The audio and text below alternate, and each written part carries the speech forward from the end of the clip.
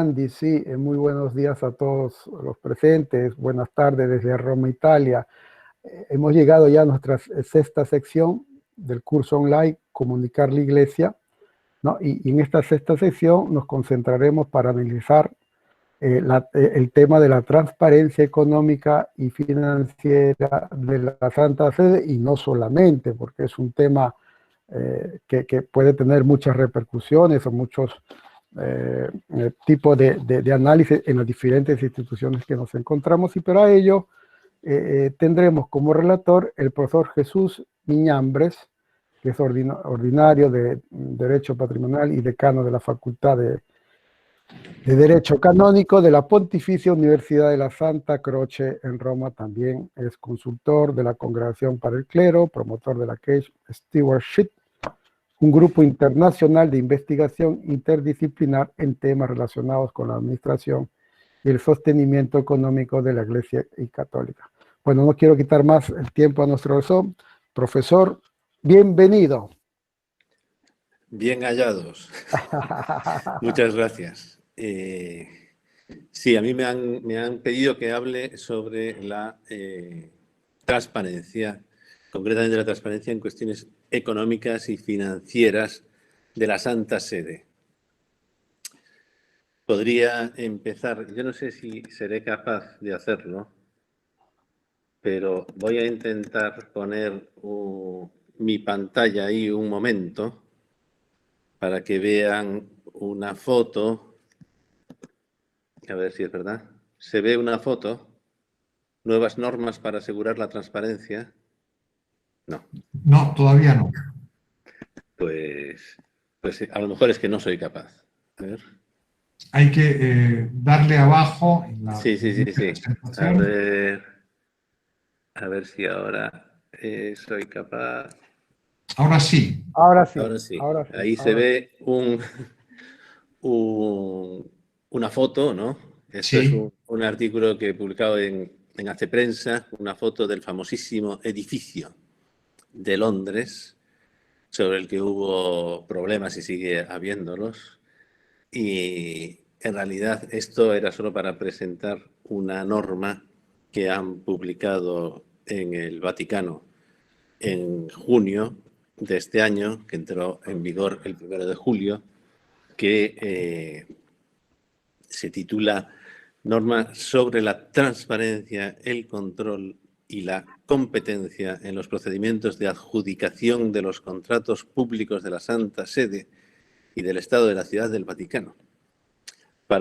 En el fondo ponía esta foto así por abrir con algo distinto, y además para decir que en la cuestión de la transparencia está presente en la mente de quien gobierna en la Iglesia y en la mente del Papa. O sea, se están dando pasos constantemente en la Santa Sede, en el Vaticano, para que haya una mejor comunicación de la situación, más que de datos de la situación. Hay también un artículo que quizá yo consiga poner por lo menos el link en la chat, que está en italiano, pero es un artículo de Guerrero, que es el presidente de la Secretaría per l'Economia, la Secretaría para la Economía del Vaticano. Ha publicado pues hace pocos días el balance de la Santa Sede, y entonces hace un comentario en Vatican News, ¿no? Es un comentario en italiano. No sé si ya pueden ver el link ahí y quizá pincharlo si quieren. Bueno, el caso es que se ve que la cuestión de la transparencia está presente en la mente, en el deseo de comunicar bien la situación, digamos, el uso que se hace de los medios materiales de que dispone la Santa Sede para llevar adelante su misión. en la entrevista de Guerrero es interesante que él apuesta por un tipo de balance, ¿no? Balance de la Santa Sede. En el mismo artículo, al fondo de todo, abajo de todo, hay una presentación del balance en un sistema que yo no he conseguido sacar de ahí, probablemente porque técnicamente no soy muy hábil, a lo mejor se puede sacar de ahí. Y, en fin, el caso es que presenta me parece que son 22 slides, todo el balance de la Santa Sede, consolidado en alguna medida, ¿no? Los balances consolidados presentan una realidad compleja en la que se aunan pues, distintos propietarios y gestores de bienes que hacen referencia a una causa común, por así decir. Entonces, a veces el Vaticano presentaba el balance consolidado de la Curia Romana con el Vaticano. Esto es una elección, digamos, que se puede hacer y que tenía relativamente poco éxito, me parece, porque los balances son una novela técnica, por así decir. Son un modo de hablar muy peculiar que tienen los contables y que el 99% de las personas no entienden. O sea, nosotros nos ponen un balance delante, incluso yo que me dedico un poco a esto, me ponen un balance delante y hasta que me entero de por dónde van los tiros, pues tengo que ir para adelante, para atrás, ver números, ver otros números. No es un cuento fácil. Guerrero lo que hace es, y por lo que apuesta, es por lo que llama un balance de emisión. El balance contable es una representación numérica que normalmente se hace sobre todo para las digamos, empresas o entidades que buscan el lucro, porque se trata de comparar las entradas con los costes y ver bueno, pues cómo va la producción, ¿no? Por lo tanto, si hay ganancias o si hay pérdidas. Esto lo hace todo el mundo, lo hacemos incluso nosotros, ¿no? Cada día, en fin, o cada mes, cuando llega el sueldo, pues vamos a ver cuánto hemos gastado el mes anterior y si nos va a dar para comprar pues los zapatos que tenemos que comprarnos para el invierno, ahora que aquí en Roma empieza el invierno, en fin, pero hacemos cuentas, ¿no? Entonces, esto se representa en un balance que hay de muchos tipos y bastante complejos.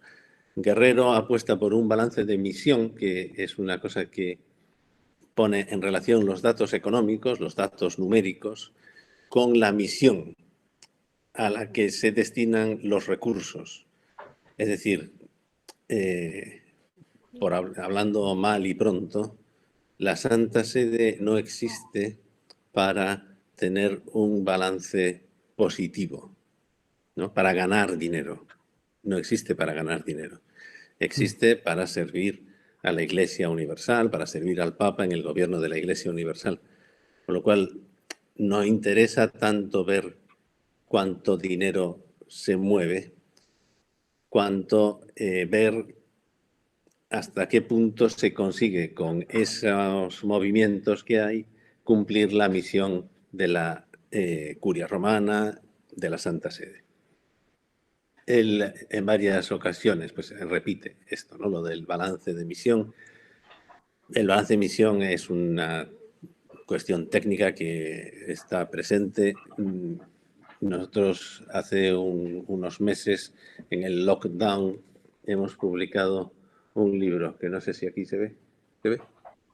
Se llama, está en italiano, Trasparenza, una sfida per la Chiesa. Esto, como se ve, soy muy torpe con las cuestiones técnicas, si no lo podría presentar de una forma un poco más decente. Pero bueno, el caso es que, pues aquí está, ¿no? Un libro. Y en este libro hay un capítulo que se dedica al balance de emisión, que está escrito por el profesor Grumo, que es un profesor de la Universidad Católica de Milán, de la Universidad Católica del Sacro Cuore, Bueno, él habla il bilancio di missione come strumento di crescita interna e di trasparenza esterna per le diocesi, le parroquie e gli istituti religiosi. O sea, para los que no sepan italiano, el balance de misión como instrumento de crecimiento interno y de transparencia externa para las diócesis, las parroquias y los institutos religiosos. Es un artículo que está en este libro, si quieren lo pueden ver. Es bastante técnico, pero me parece que Guerrero y Grumo y yo mismo, por la parte que me toca, pues podemos abogar por un balance de este tipo. O sea, la comunicación del uso de los recursos en las estructuras de la Iglesia no tiene que apuntar tanto a mostrar los números cuanto a ver cómo se cumple la misión de ese ente, ¿no? De la conferencia episcopal, de la diócesis, de la parroquia, del instituto religioso, de la fundación. Cada uno pues tendrá que presentar lo suyo. Pero de forma que se vea no tanto los números, sino cuánto esos números reflejan el empeño en la misión que tiene encomendado el ente. Esto es válido para casi todos los entes de lo que se llama técnicamente el tercer sector, para las asociaciones, fundaciones, voluntariado, cooperativas, para todos esos entes que no se dedican al comercio, sino a hacer pues, un servicio a la sociedad de alguna forma. Entonces, en todos estos entes es importante el balance de misión.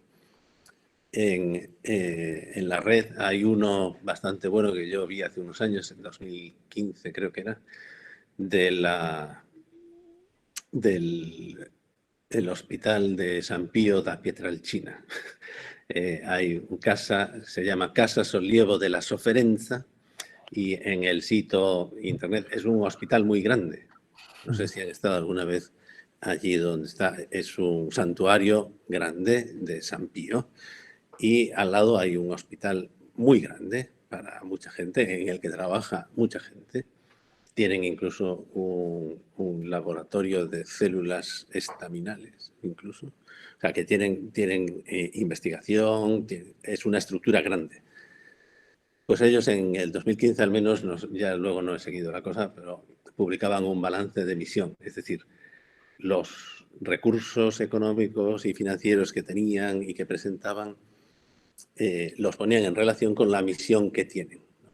Y también un poco, y ahí es donde con el carisma de Padre Pío. Dice, bueno, aquí estamos porque Padre Pío quiso esto. Entonces, nosotros somos fieles a Padre Pío cuando usamos estos millones de euros que nos donan o que conseguimos, cuando cobramos esto, cuando... En fin, poner en relación los números con la misión. Dice, bueno, ¿y qué tiene esto que ver con la Santa Sede? Pues la Santa Sede, el último balance que ha presentado, que es este del link que he puesto ahí, lo ha presentado en esta forma, como un balance de misión. No es muy completo. O sea, si van a verlo, verán que, en fin, uno se queda con preguntas, ¿no? Dice, bueno, ya, ¿y esto entonces cómo va? Y esto... Pero muestra de forma, me parece, bastante clara para qué se necesitan los bienes y cómo se usan, etc. Yo he visto que, claro, todo cuento, digamos, toda narración contable es una narración, con lo cual el autor pone algo suyo, ¿no? En toda narración, quien cuenta pone algo suyo. Incluso en esta que estoy haciendo yo por lo menos selecciono las cosas que estoy diciendo, las presento de un determinado modo, etc. Bueno, pues en los balances contables también pasa esto.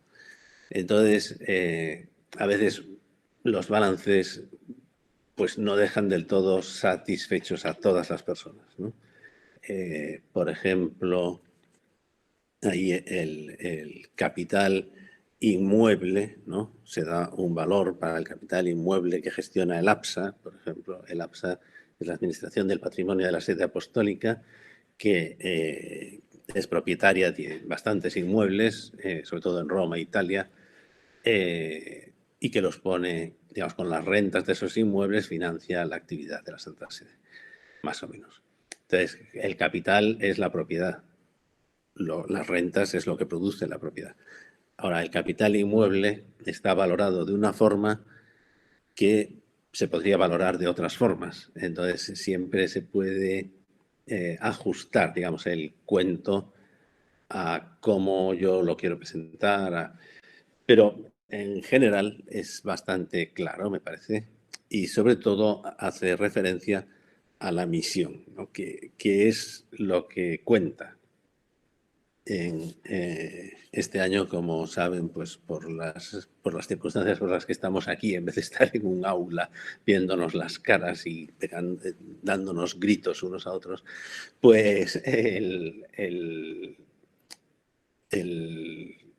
óbolo de San Pedro, que normalmente se recoge el 29 de junio, que es la fiesta de San Pedro y San Pablo, o donde la fiesta de San Pedro y San Pablo se traslada a un domingo, pues se recoge en ese domingo.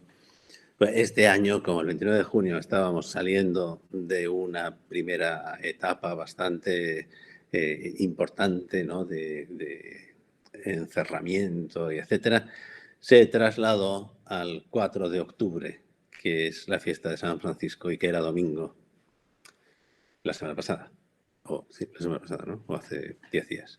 Bien, el caso es que en la pues en la presentación de ese cambio de fecha, se decía, bueno, para facilitar que las personas puedan efectivamente contribuir, ¿no? al óbolo sin dificultad, porque irán a misa el 4 de octubre, porque ya los bloqueos de las misas ya habrán cesado, etcétera, etcétera. Luego la realidad es que el 4 de octubre estábamos peor que el 29 de junio, al menos aquí. Pero bueno, más o menos se ha hecho lo que se ha podido y ya está. Pero es interesante, ¿no? Porque también ahí, en el balance ese que yo he clicado, linkado, o como se diga, pues se dice cuál es la parte que tiene el óbolo de San Pedro en la financiación de la Santa Sede, que un poco contribuye. Bien, la cuestión de la transparencia, también cuando se refiere a la Santa Sede, fue un problema, digamos, en relación con la justicia, ¿no? Porque yo me dedico al derecho canónico, entonces lo mío es la justicia.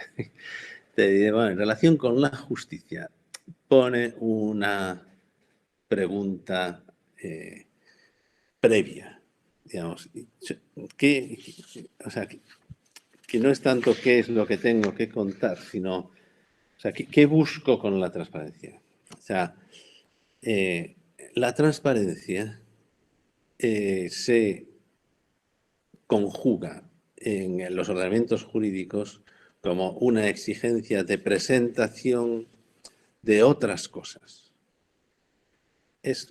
Sería como una virtud. Yo creo que si pensamos en la virtud de la prudencia, ¿no? Para gobernar es necesaria la virtud de la prudencia, es decir, valorar los datos que se tienen para tomar la decisión más adecuada en las circunstancias en las que dadas. Entonces hay que valorar las circunstancias, hay que valorar las posibilidades y hay que decidir. Y eso es un ejercicio de la virtud de la prudencia. En la Iglesia y en la Santa Sede se gobierna. Ahora, no se dice técnicamente que exista un derecho a la prudencia en el gobierno. Quien gobierna tiene que ser prudente. Y si no es prudente, pues no gobernará bien y por lo tanto hará mal gobierno y hay un cierto derecho al buen gobierno. Esto sí que se puede teorizar. Pero claro, derecho a la prudencia pues no se puede reclamar, ¿no? Es justo que el obispo sea prudente cuando decide, o cuando compra, o cuando vende. Es verdad, es justo que sea prudente, pero que no puedo valorar la medida de la virtud que tiene que tener para hacerlo bien. Bueno, no sé si el ejemplo está complicando más las cosas de lo que... Pero la transparencia es un poco como la prudencia. O sea, digamos, a veces se oye, ¿no? No, es que tenemos derecho a la transparencia. No. No. O sea, es como decirte, no, es que tengo derecho a la prudencia. ¿El obispo tiene que ser prudente? Sí. ¿El obispo tiene que ser transparente? Sí. Ahora, ¿yo puedo decir que tengo un derecho a la prudencia del obispo? Pues no, la prudencia es una virtud que el obispo tiene que ejercitar y que efectivamente se manifiesta en algunos actos. Entonces, esos actos sí que se pueden controlar, se pueden ver. La transparencia es un poco lo mismo, ¿no? Lo digo porque a veces se habla de la transparencia casi como si fuera una reivindicación de justicia. Entonces, hay que vivir la transparencia, pero me parece que no es objeto de reivindicaciones jurídicas, ¿no? De, al menos así, como tal transparencia. Con esto no quiero decir que no haya que ser transparentes, sino todo lo contrario, porque efectivamente es una virtud que todo gobernante, todo el que gestiona cosas por cuenta de otros, tiene que ser capaz de transmitir las cosas que hace y los medios que pone para que la misión se cumpla. O sea, en el Código de Derecho Canónico y en los textos legales se habla muy poco de transparencia. No se habla de transparencia. O sea, si uno busca en el Código de Derecho Canónico transparencia, no aparece. Si lo busca en los textos más recientes, digamos, de este siglo ya, del siglo XXI, va apareciendo en algunas normas, sobre todo en normas que cumplen requisitos de tratados internacionales. Ahora mismo, por ejemplo, estos días ha estado en el Vaticano, han estado los representantes de una agencia que se llama Monival, que es una agencia europea que controla la capacidad que tienen los países europeos de luchar contra el blanqueo de dinero y la financiación del terrorismo.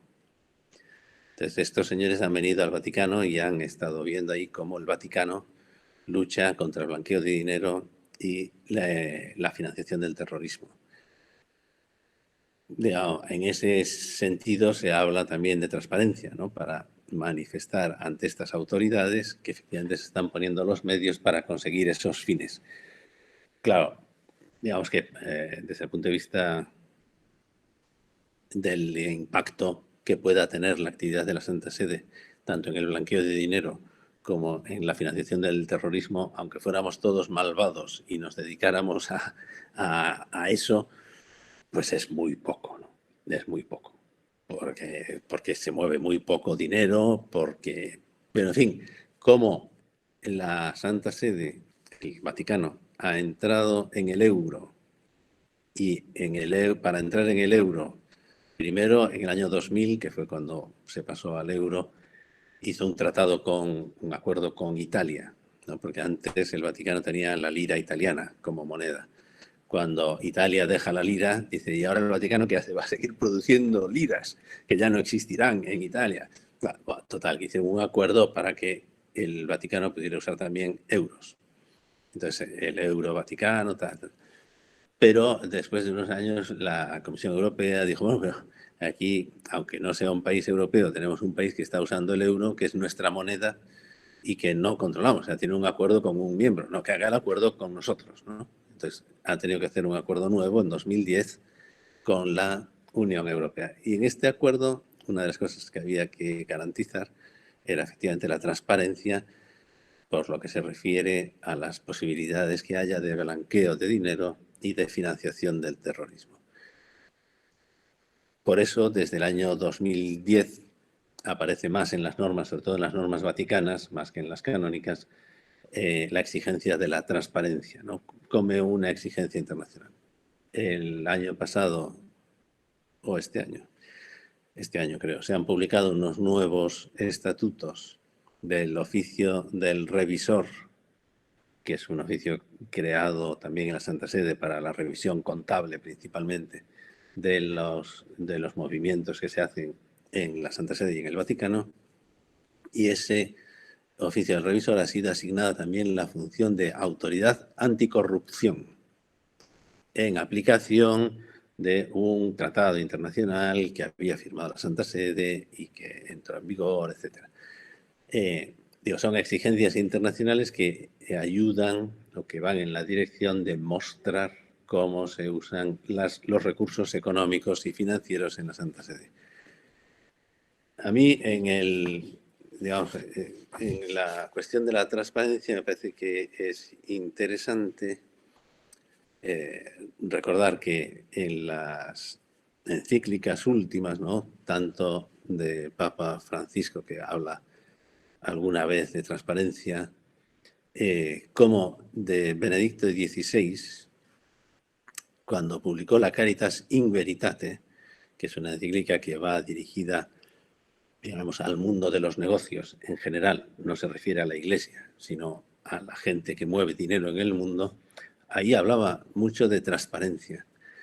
Por ejemplo, en el número 36, que tengo aquí copiado, dice: el gran desafío que tenemos planteado, esta encíclica es del año 2009, o sea, ya han pasado años, y de Benedicto XVI, dice: el gran desafío que tenemos planteado por las dificultades de desarrollo en este tiempo de globalización y agravado por la crisis económico-financiera actual, es mostrar, tanto en el orden de las ideas como de los comportamientos, que no solo no se puede olvidar o debilitar los principios tradicionales de la ética social, como la transparencia, la honestidad y la responsabilidad, sino que en las relaciones mercantiles, el Papa Benedicto iba un poco más allá, dice: en las relaciones mercantiles, el principio de gratuidad y la lógica del don como expresiones de fraternidad, ¿no?, la última encíclica del Papa, Fratelli Tutti,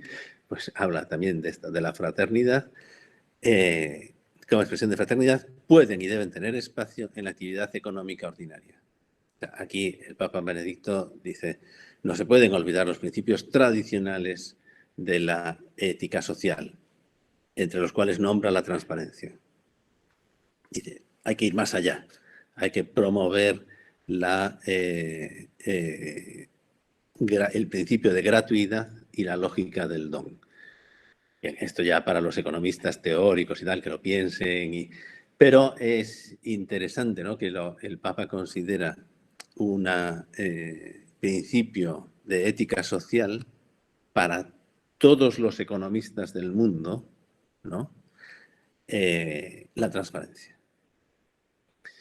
Bien, en otro punto, el número 47, dice: cabría desear que los organismos internacionales y las organizaciones no gubernamentales se esforzaran por una transparencia total, informando a los donantes y a la opinión pública sobre la proporción de los fondos recibidos que se destinan a los programas de cooperación, sobre el verdadero contenido de dichos programas y, en fin, sobre la distribución de los gastos de la institución misma.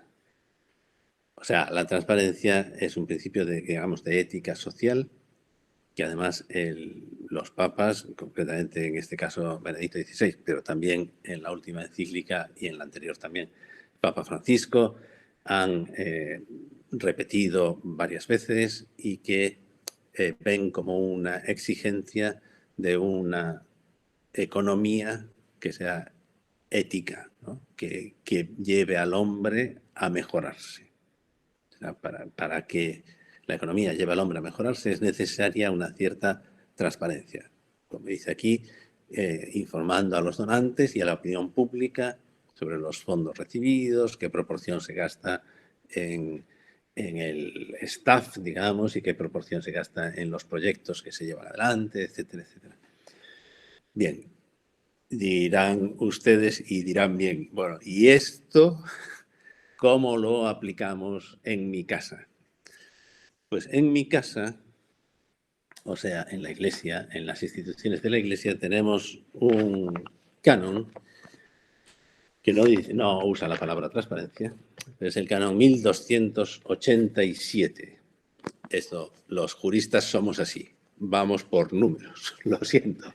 El canon 1287 exige que los que administran bienes eclesiásticos, es decir, el párroco, los de la parroquia, el obispo, los de la diócesis, el presidente o el secretario, los de la conferencia episcopal, el papa, los de la Santa Sede, etcétera, que presenten dos tipos de rendición de cuentas. En el primer párrafo dice, quedando reprobada la costumbre contraria, los administradores, tanto clérigos como laicos, de cualesquiera bienes eclesiásticos que no estén legítimamente exentos de la potestad del régimen del obispo diocesano, aquí se refiere sobre todo a los entes que están dentro de la diócesis, ¿no? Pero bueno, para los religiosos la cuestión es muy parecida y para otros también. Dice, deben rendir cuentas cada año al ordinario del lugar, que encargará de su revisión al Consejo para Asuntos Económicos. O sea, el administrador cada año tiene que hacer una rendición de cuentas al ordinario. El párroco al obispo, en fin, al vicario, a quien sea. Pero luego añade un segundo párrafo que dice, los administradores rindan cuentas a los fieles acerca de los bienes que estos entregan a la Iglesia según las normas que determine el derecho particular. El derecho particular es el derecho de las leyes, digamos, las normas de las conferencias episcopales o las normas que dan los obispos. En muy pocos sitios hay normas particulares sobre la rendición de cuentas a los fieles. y en pocos sitios se hace. En algunos sí. Más a veces por una consideración de tipo utilitarista, ¿no? Dice, en la medida en que estos señores sepan mejor cómo uso yo los bienes, me darán más cosas para que pueda usarlas. Entonces me los gano y así tengo más. Bien, es una razón razonable, pero no es la razón, ¿no? O sea, por aquí la razón es que todos somos Iglesia. En las cuestiones, aquí estamos hablando de bienes eclesiásticos, ¿eh? Los bienes eclesiásticos son bienes públicos, ¿no? Pertenecientes a una persona jurídica pública en la Iglesia. Con lo cual, los bienes de la diócesis, de la parroquia, del instituto religioso, de una fundación pública, de la Santa Sede. Dice, bueno, pues de esos tengo que dar cuenta, no para que me den más, sino, o para que estén contentos, sino porque, en el fondo, porque son suyos. Porque la Iglesia somos todos. Entonces, los bienes de la Iglesia son bienes de todos. Lógicamente con un cierto orden, porque no hay forma de gestionarlo todos, ¿no? Pero con un cierto orden, dice, bueno, esto se pone en manos de un administrador, porque sería imposible que todos tomáramos decisiones sobre todas las cosas. El administrador tiene que sentir la responsabilidad de rendir cuentas. Entonces, esta rendición de cuentas a los fieles, es decir, a nosotros, a la gente, me parece que está muy bien hecha en la presentación del balance de este año.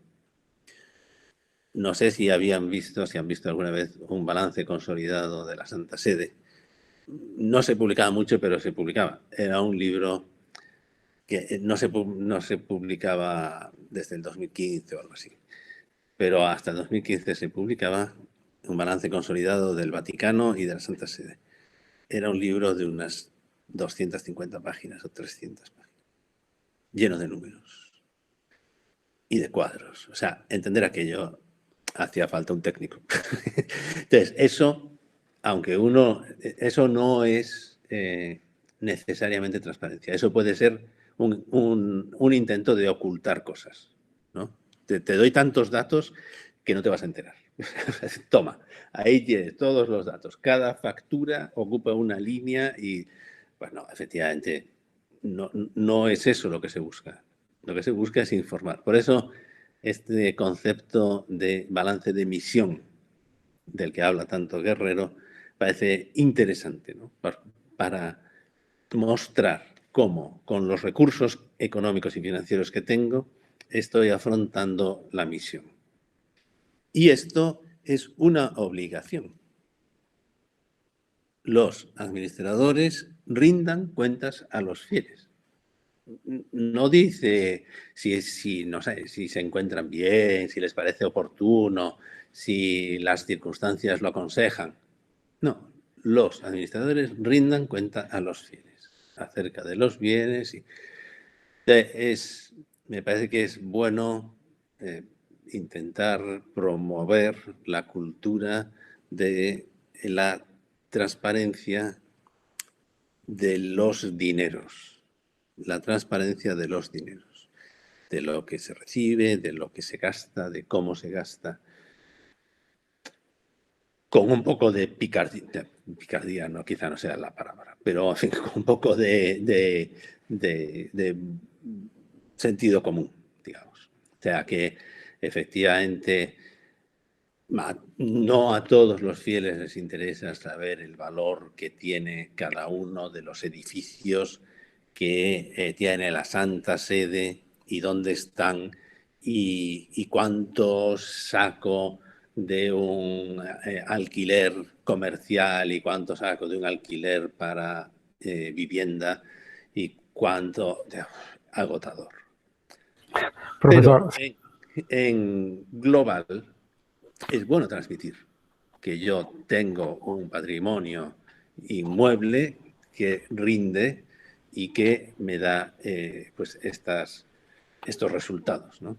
Como es bueno transmitir que, pues, que las nunciaturas pues son 140 veces o 120 y tantas y que gastan. O sea, cada nunciatura es una casa donde viven pues, varias personas y tiene gastos, ¿no? Con lo cual, si queremos tener nuncios que son gente que ayuda mucho a la comunión porque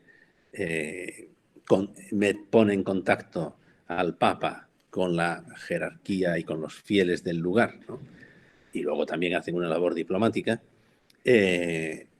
Si queremos que efectivamente los nuncios puedan cumplir su misión, hay que financiar las nunciaturas.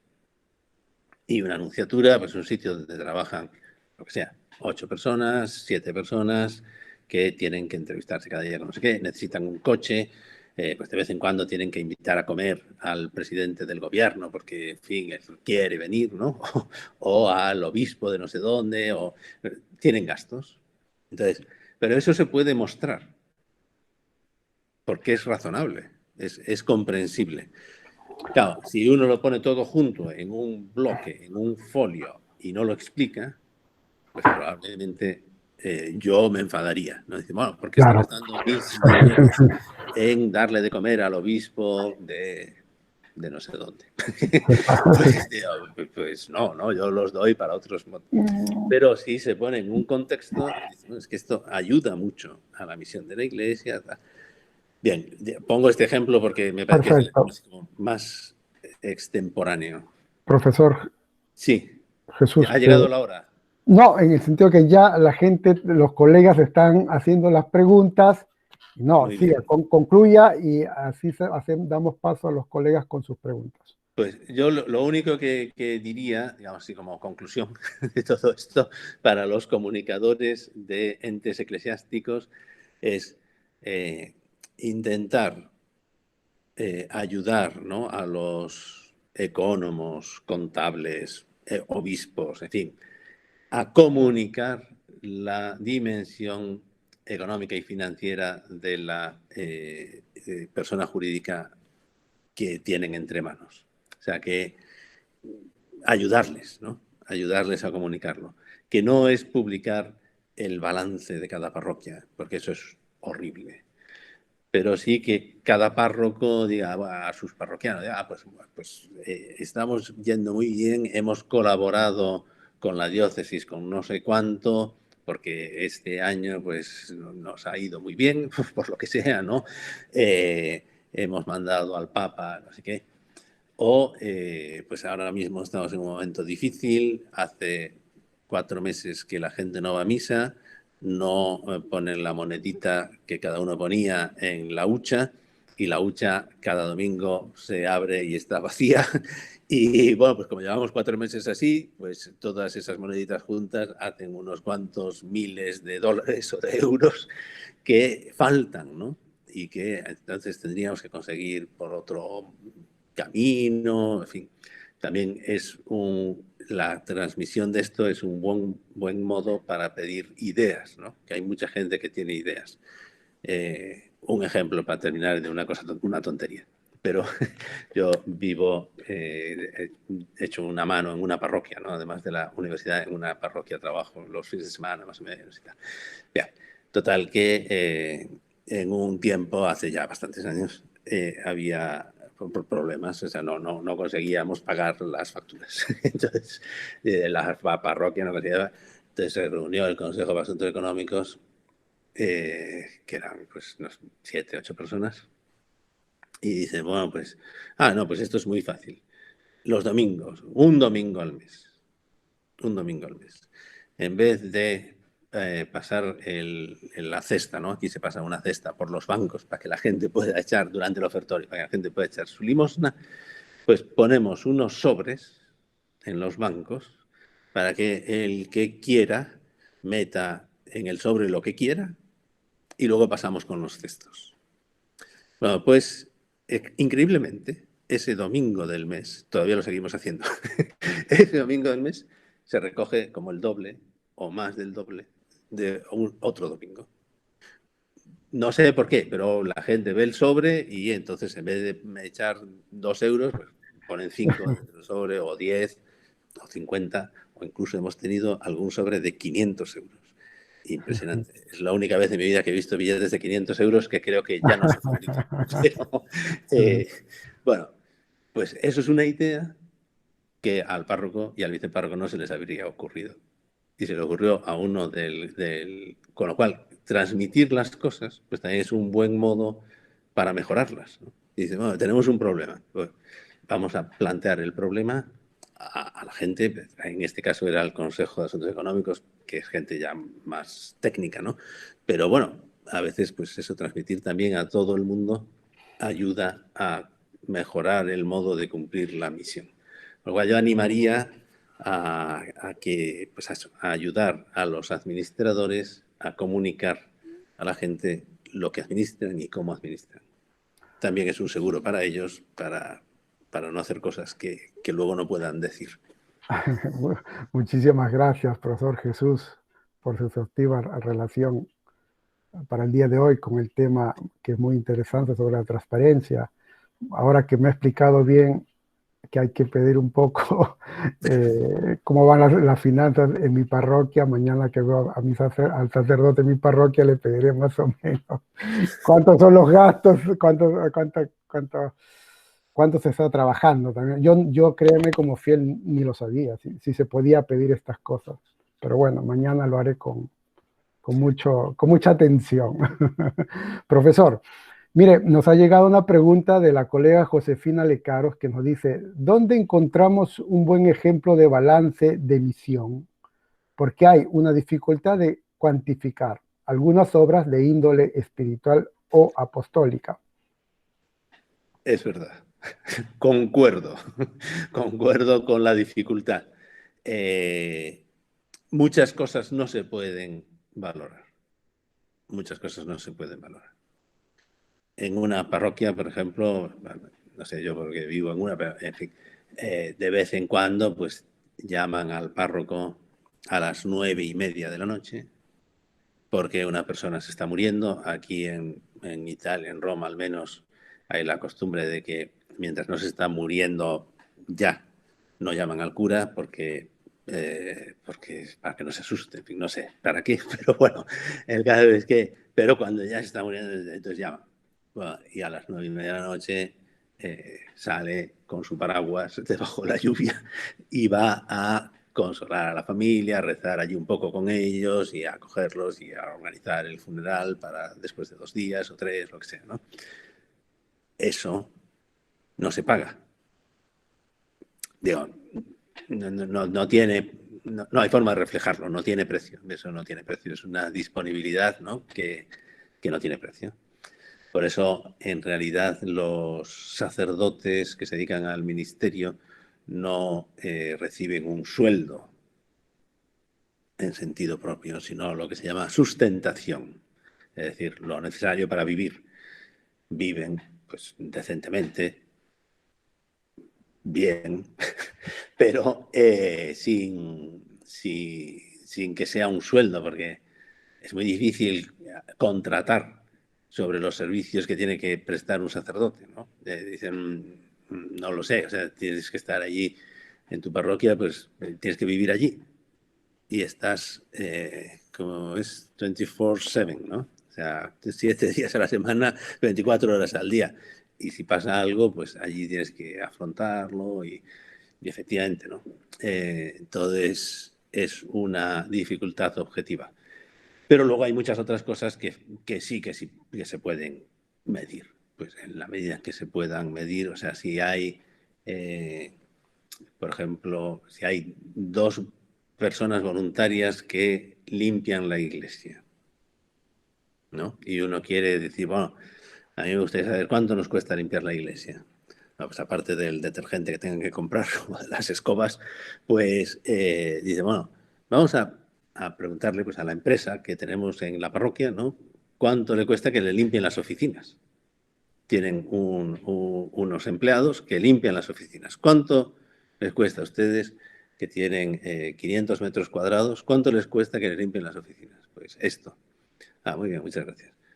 Pues más o menos eso es lo que costaría limpiar la iglesia si se contratara a la misma empresa que tienen en las oficinas. Con lo cual dice, bueno, estos voluntarios que están viniendo aquí a limpiar 2 personas, pues me están donando, digamos, ahorrando, pues eso es lo que cuesta limpiar todo esto y tenerlo limpio cada día. En fin, algunas de Perfecto. estas cosas se pueden hacer.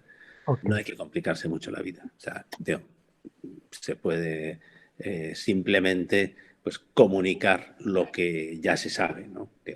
Lo que ya sabemos nos cuesta la fiesta patronal, nos cuesta tanto y la tiene que montar la parroquia, porque si no la monta la parroquia, pues hay, no sé, huelga, ¿no? Hay manifestación de, bueno, pues efectivamente habrá que montarla, habrá que hacer un presupuesto especial para la fiesta, ¿no? Y ver cuánto se gasta y ver cuánto se recauda y luego eso mostrarlo, ¿no? En general, para las Perfecto. fiestas patronales, si se consigue que no las organice la parroquia y que las organice un grupo aparte, mejor. pero, Ok. pero bueno. Perfecto, profesor. Ahora le doy la pregunta de Portaluz. La colega Portaluz nos pregunta, le pregunta, perdón, ¿cuáles considera son los pecados de omisión, los pendientes de la Iglesia respecto de profundizar la transparencia de cuentas en las diócesis y parroquias? Bueno, por lo que se refiere a las parroquias, sobre todo, yo diría que el canon 1287, párrafo 2. O sea, contarle a los fieles cómo está la situación, ¿no?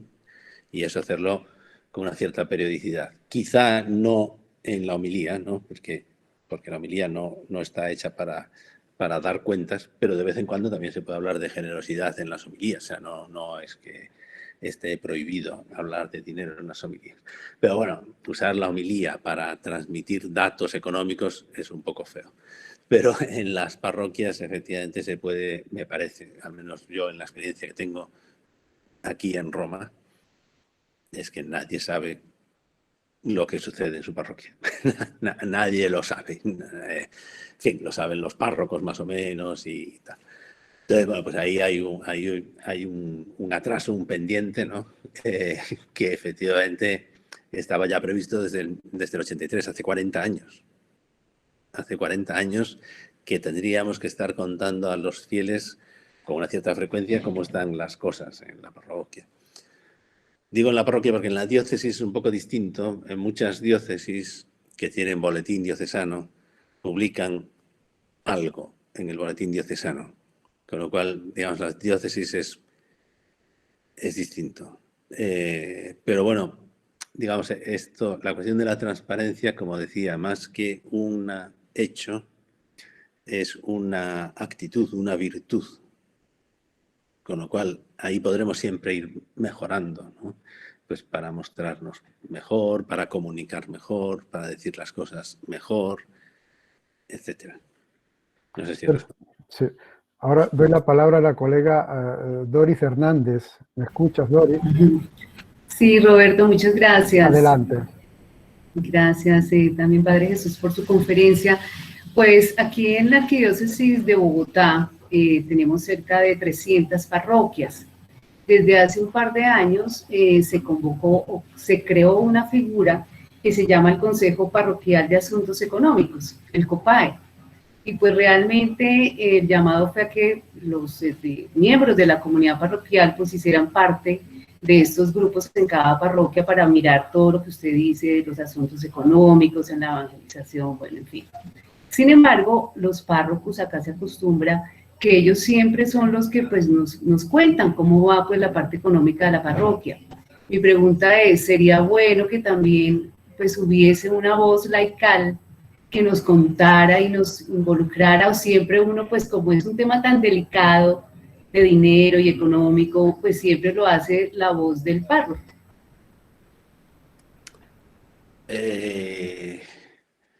No sé qué decir.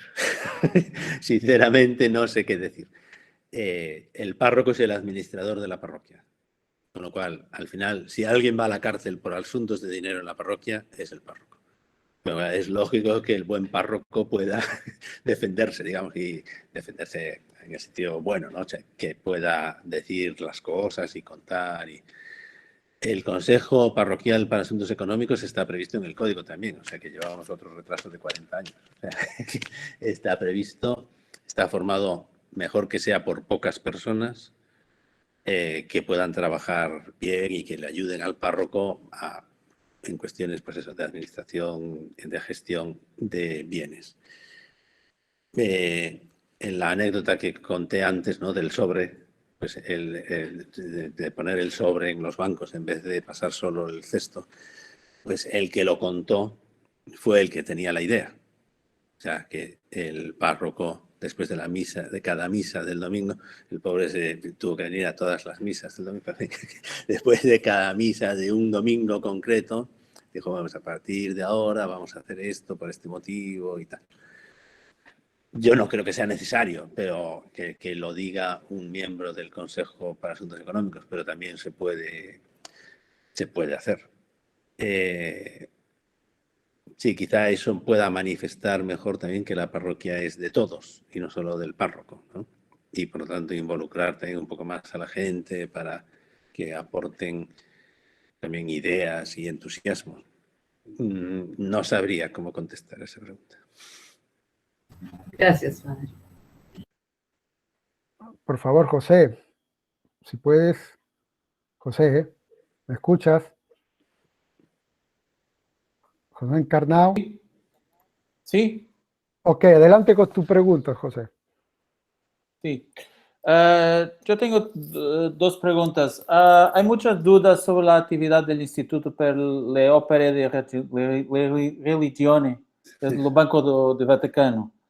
¿En qué medida han contribuido los acuerdos de Basilea para aumentar la credibilidad del Banco Vaticano?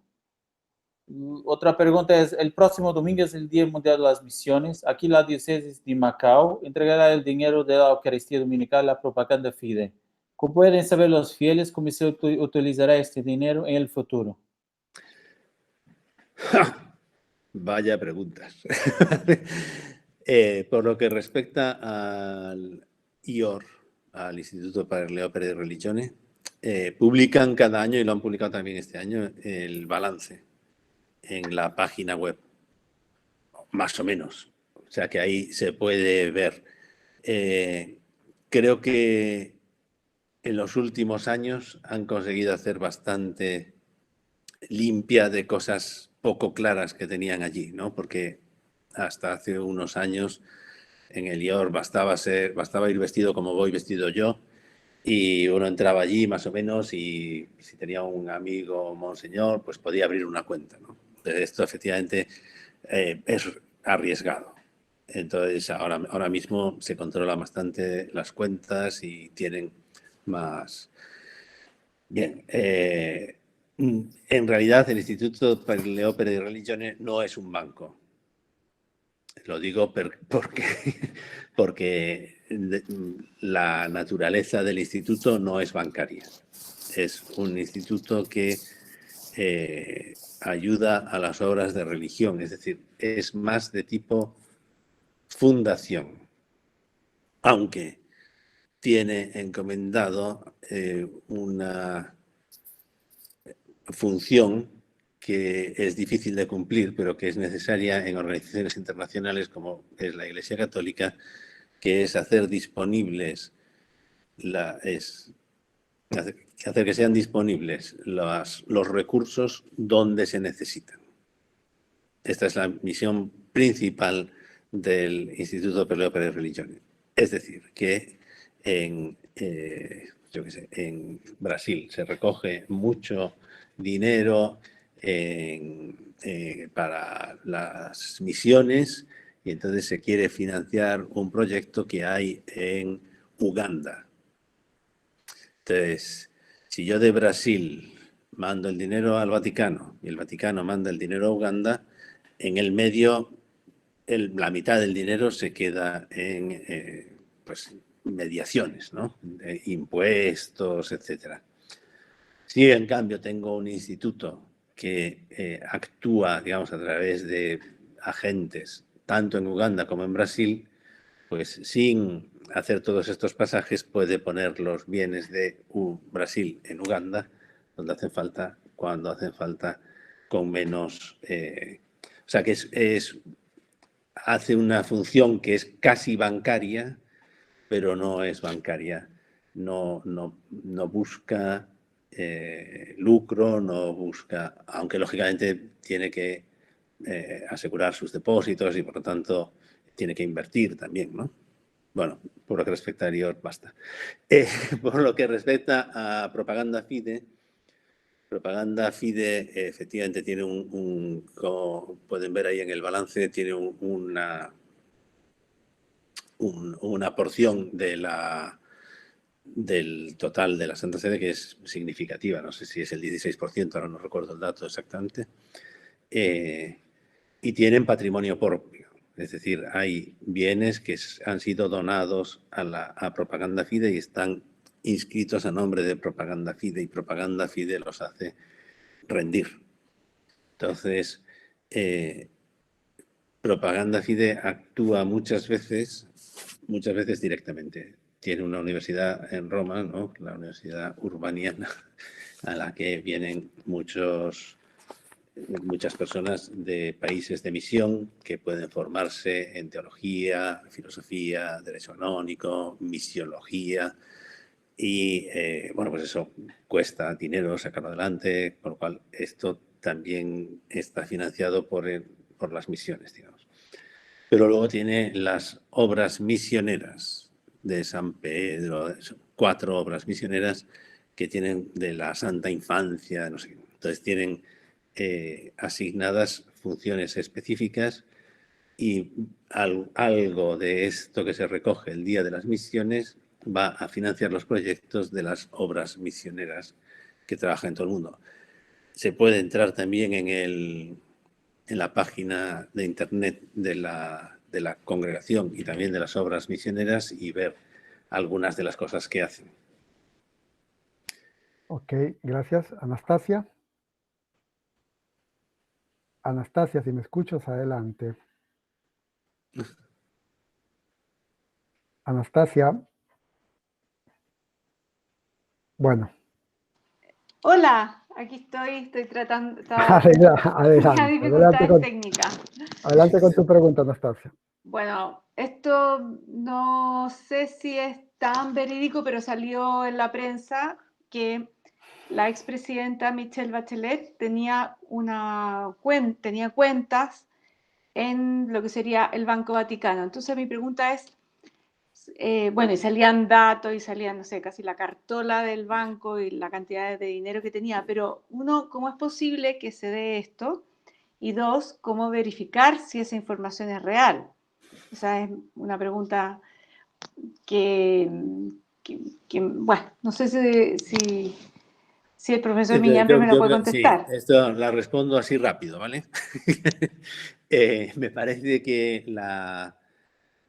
lo que he dicho antes, hasta hace unos años era fácil hacerse con una cuenta en el IOR.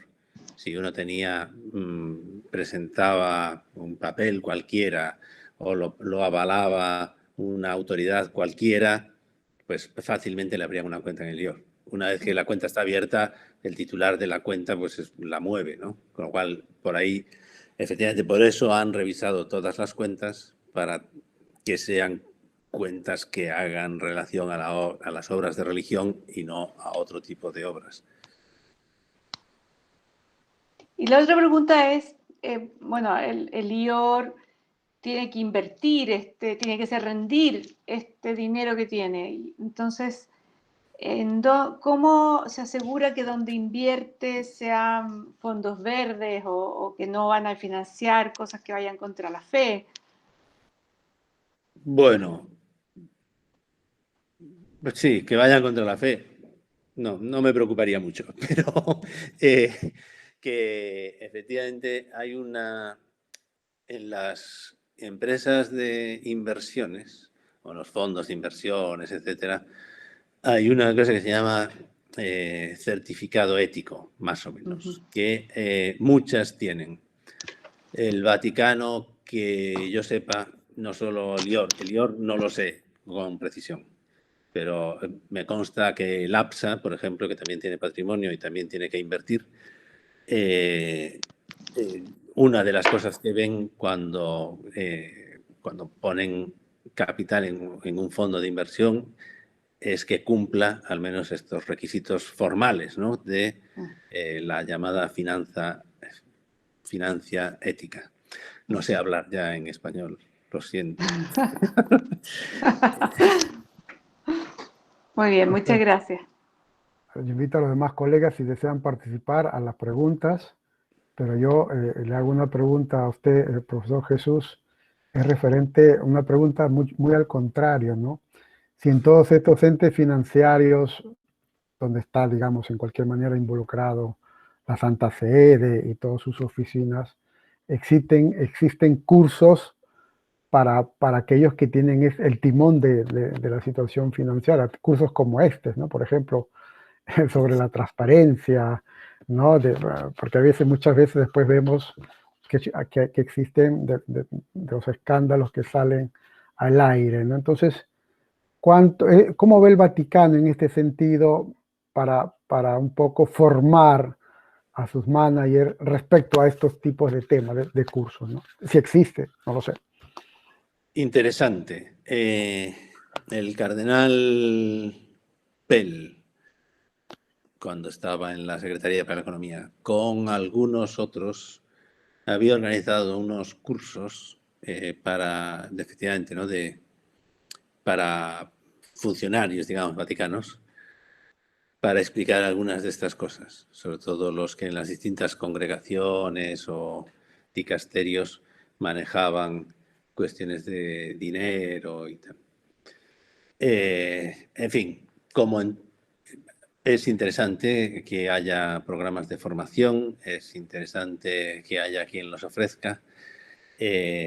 Nosotros en la universidad tenemos un instituto, es mucho decir, yo no tengo nada, pero en la universidad la Universidad de la Santa Croce hay un instituto que hace un Program on Church Management, que lo hacen en inglés y que ya lleva 3 años así y está dirigido a esto, ¿no? Dice, bueno, pues cómo es el management, cómo es la gestión de las cosas de la Iglesia. Entonces, es todo un programa de 1 año con bastantes asignaturas, en fin, es un año no full time, pero es un año sí, de lecciones y trabajos y esto. Bien, pues sí, la Santa Sede no me consta que ahora mismo esté organizando nada. Hay un curso que ofrecen a los que han hecho ofrece la Congregación para el Clero, ofrece un curso para alumnos de segundo o más de licenciatura en Derecho Canónico sobre la administración de bienes, porque muchas de las cosas de administración de bienes van a la Congregación para el Clero. También la Congregación para los institutos de vida consagrada y las sociedades de vida apostólica organiza con frecuencia encuentros para ecónomas de los institutos de vida consagrada. Han publicado también recientemente pues, distintos documentos sobre la gestión de bienes. Ahora mismo es un problema, digo, esto me parece que está a la vista de todos, pero es un problema que hay muchos institutos religiosos que tienen bienes que ya no son capaces de gestionar.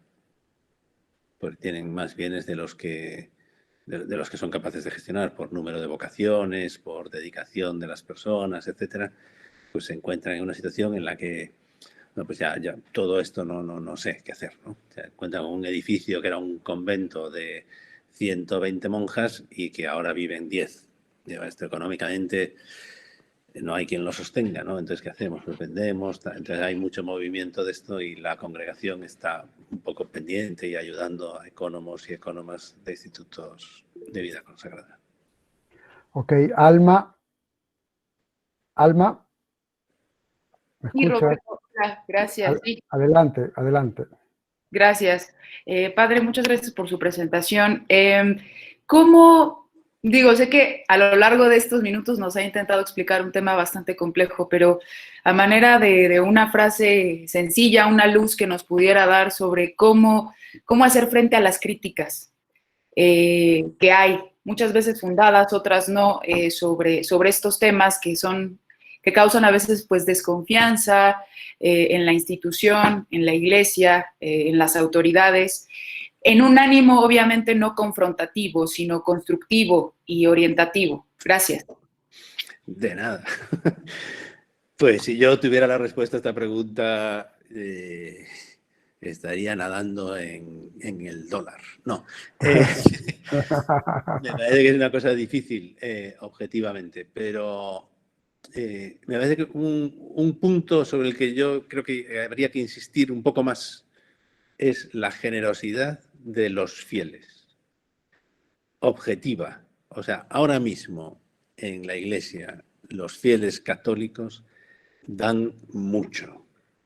O sea, y yo creo que todos tenemos experiencia, ¿no? Aparte de que las parroquias más o menos se mantienen, de que las escuelas católicas más o menos se mantienen, los institutos de vida religiosa. Yo confesé un par de años, todas las semanas, en un convento de clausura de clarisas, donde, por cierto, tuve una experiencia policial interesante porque me robaron la cartera. O sea, uno no piensa que en un convento de clarisas le puedan robar la cartera. Pues sí, no eran ellas, ¿eh? Entró un tipo de fuera, yo había dejado la cartera en la sacristía, en la chaqueta, y cuando salí no estaba. Pero bueno, el caso es que dice, bueno, estaban además en el medio de una ciudad pequeña, italiana, pero en fin, estaban en el centro. Ya no existe el convento, se cayó con un terremoto. Vamos. El caso es que allí había una comunidad de unas 15 monjas, supongo, 18 quizás. Y sí, que no salían nunca. O sea, su carisma era de clausura. Nunca salían a la calle. Y tenían vocaciones y tenían dinero. para afrontar las cosas que, digamos, además de la vida de ellas, pues afrontar las cosas que tenían que pagar, digamos, para sacar adelante su misión. Eso significa que había mucha gente, que yo no sé quiénes eran, pero había gente en esa ciudad que todos los meses probablemente, o cada semana, o cada año, daban un donativo a estas monjas para que sobrevivieran. Esto, que probablemente, digo, esto es un ejemplo, pero de estos hay millones, significa que hay mucho don, ¿no? Mucha donación, mucha generosidad. Y esto es una cosa que conviene transmitir, más que, lógicamente, donde se mueve dinero, el dinero nos gusta a todos, el clink clink de las moneditas, tal, pues de vez en cuando se nos queda un poco pegado en el bolsillo, o en fin, nos compramos, en vez de comprar un Panda, ¿saben lo que es el Panda? Es un cochecito, un Fiat pequeñito, así que, pero en vez de comprar un Panda nos compramos un Land Rover, ¿no? Que es más grande y que va mejor por los caminos de barro. Bueno, en fin, digo, pues efectivamente se nos puede pegar un poco, pero en general la iglesia es un sitio donde se dona mucho, donde hay mucha generosidad. Me parece que transmitir esto ayuda a la gente a decir, bueno, es verdad que de vez en cuando sale pues, un cardenal que hace cosas, un obispo que hace no sé qué, un párroco que se va con los dineros de la parroquia. Vale. Pero en fin, son habas contadas, gracias a Dios. Lo normal es que hay muchísima generosidad y que la Iglesia desde hace 2000 años sigue adelante. Sobre todo en este periodo, Padre Jesús. En este periodo también. Estamos dando un momento de crisis, ¿no? Total. Sí. También Bueno, se ve esa generosidad de parte de la gente. Yo el otro día tuve noticia de un sacerdote que conozco que es párroco en Alcorcón, provincia de Madrid, si no me equivoco. Yo no he estado nunca en Alcorcón, pero él es párroco allí. Entonces fue a abrir la iglesia el otro día y lo acuchilló un tipo que estaba allí.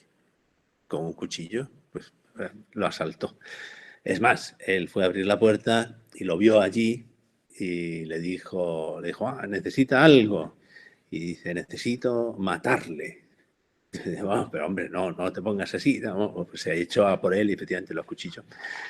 No lo mató, no lo mató. Aquí en el norte de Italia sí que mataron a uno hace 15 días o 3 semanas, que también más o menos la historia es parecida. A un sacerdote también. Bueno, este era el párroco, tal. Y bueno, a mí me sorprendió, vamos, me edificó, ¿no? Porque él le hicieron una entrevista en la tele, lo llevaron al hospital. En fin, esto es un poco así. Él se vio que este tipo efectivamente venía con un cuchillo a por él y me ha dicho que me va a matar, con lo cual pues probablemente lo va a intentar al menos. Entonces ya se puso en posición de defensa, tiene 73 años, o sea que no es un niño. Se puso en posición de defensa, sacó el teléfono y le dijo, te voy a hacer una foto para mandarla a la policía. Mientras estaba rezando al ángel custodio para que lo protegiera, y a él, y al ángel custodio del atacante para que no acertara mucho. Total, que eso contaba él, no lo sé. Luego, pues efectivamente lo tuvieron que llevar al hospital porque el tipo lo acuchilló. Y le dieron, no sé, 25 puntos o no sé qué. Pero no le hizo nada grave. O sea, pues, perfecto. Le cortó, pero no nada grave. Y entonces por la tarde fue a la parroquia otra vez a hacer una acción allí del Santísimo, estaban los parroquianos y contaba esto. Entonces le hicieron una entrevista en esto. Pues, sí. Profesor, con el tiempo nosotros ya hemos terminado, pero hay una última pregunta de nuestra colega que Anastasia, ¿nos podría explicar el problema del cardenal que tuvo que renunciar? ¿De qué cardenal estamos hablando, Anastasia? De Beccio. Me imagino. El que era prefecto de la Congregación para la Causa de los Santos. Perfecto. Ya hay nuevo prefecto de la Congregación de la Causa de los Santos. Bueno, pero en Twitter, las redes sociales y los blogs. Sí, efectivamente. De hecho, yo me estaba preguntando, qué extraño que nadie me pregunte por esto. Bueno, aquí estamos. No, esa era la última pregunta reservada. Hay un problema de transparencia que no es tanto en la comunicación con los fieles cuanto en la predisposición de canales para las tomas de decisión. Entonces, la Secretaría de Estado mueve un cierto capital necesario para, sobre todo para la función diplomática que tiene asignada, ¿no? Para los nuncios, etcétera. Y entonces tiene bienes e invierte pues, para no perderlos, lógicamente, y para mantenerlos bien. Ahí lo que pasa es que, digamos, no están muy establecidas, no muy precisadas los procedimientos a través de los cuales se toman las decisiones para que esos bienes sean manejados de una forma o de otra.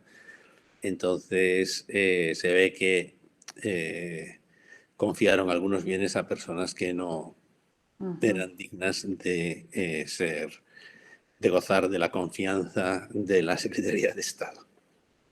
Esto es lo que pasó fundamentalmente. Se dicen más cosas, pero yo más cosas no sé.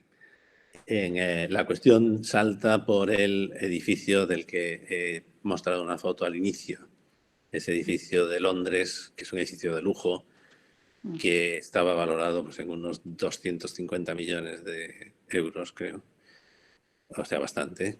Entonces lo compraron como inversión una agencia que trabajaba con la Secretaría de Estado. Total, que ahí los engañaron a la Secretaría de Estado porque compraron una parte del precio, se pagaba en acciones y entonces en la agencia intermediaria, que además se quedó con la administración del edificio, porque administraba el edificio, se quedó con las acciones decisorias, o sea, con las que tenían derecho de voto en el Consejo de Administración.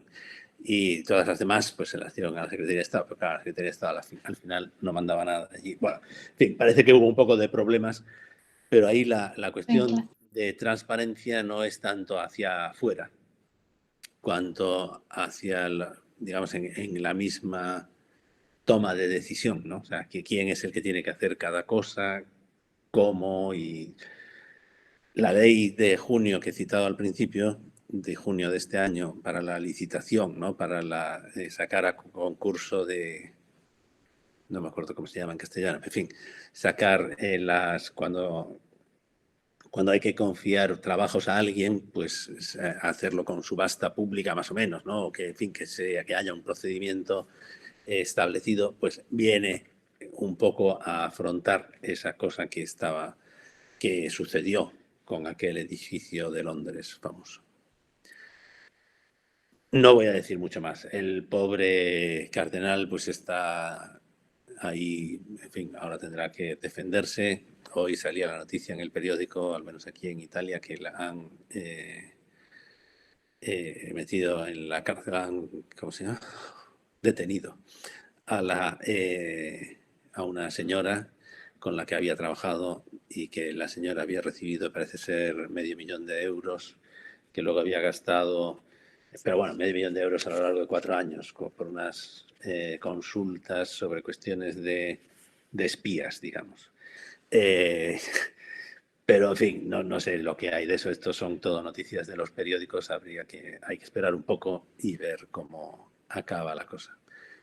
Yo no le daría mucha importancia a este tipo de escándalos, aunque en esto yo sé que los comunicadores todos me niegan mi principio, pero me parece que cuando uno intenta hacer las cosas bien, pues los hechos manifiestan lo que hace, ¿no? Pues más o menos intento hacer las cosas bien y los hechos manifiestan lo que hace.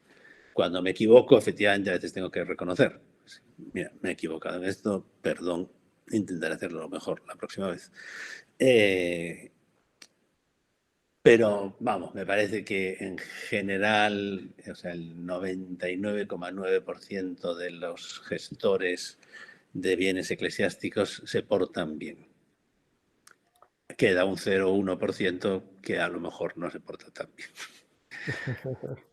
Ok, profesor Jesús, muchísimas gracias. El tiempo nos ha ganado, hemos superado el tiempo que nos debía a la relación y a el encuentro con los colegas. Cobraré doble. Gracias a usted por habernos enseñado tantas cosas que en realidad a veces pensamos de saberlo, pero no, o lo tenemos ahí en la imaginación, ¿no? Muchísimas gracias por tantos puntos que nos ha demostrado. Gracias a todos los colegas y